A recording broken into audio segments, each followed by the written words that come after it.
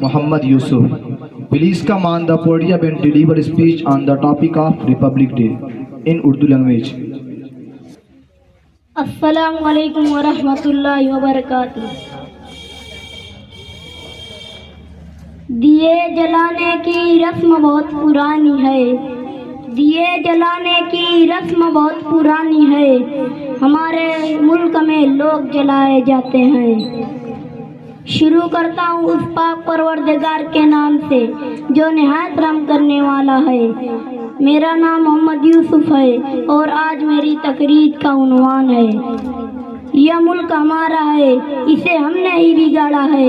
मोहतरम सामाईन, यह मुल्क हिंदुस्तान जिसकी मिट्टी में हमारा खून शामिल है, यह मुल्क हमें खैरात में नहीं मिला बल्कि हमारे बुजुर्गों ने अपनी जान का नजराना देकर अंग्रेजों की गुलामी से आज़ाद कराया है।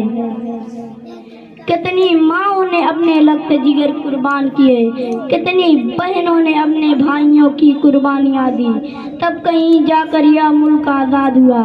मगर अफसोस सद अफसोस, चंद सालों से कुछ लोग इस मुल्क को बाप की जागीर समझकर दोनों हाथों से इसे लूटना चाहते हैं।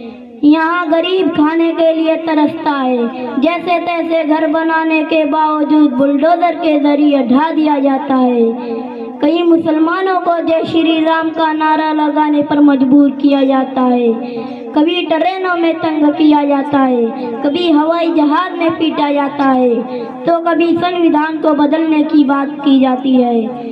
क्या इसी का नाम आज़ादी है? क्या इसी का नाम जमहूरियत है? क्या इसी के लिए हम सब ने मिलजुल कर अंग्रेजों से लड़ाई लड़ी थी? क्या इसी के लिए हमारे अकाबिर व अजदाद ने अपनी जानों का नजराना पेश किया था? क्या इसी के लिए हमारे उलमाए कराम ने फांसी के फंदों को चूमा था?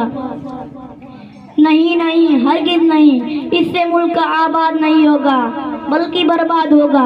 इस मुल्क को आबाद रखने के लिए हम सबको मिलजुल कर रहना होगा, हर एक का साथ देना होगा, तब कहीं जाकर यह मुल्क जन्नत निशा होगा। मैं अपनी तकरीर को इन्हें चंद बातों पर खत्म करता हूँ। वमा अलैना इल्लल बलाग।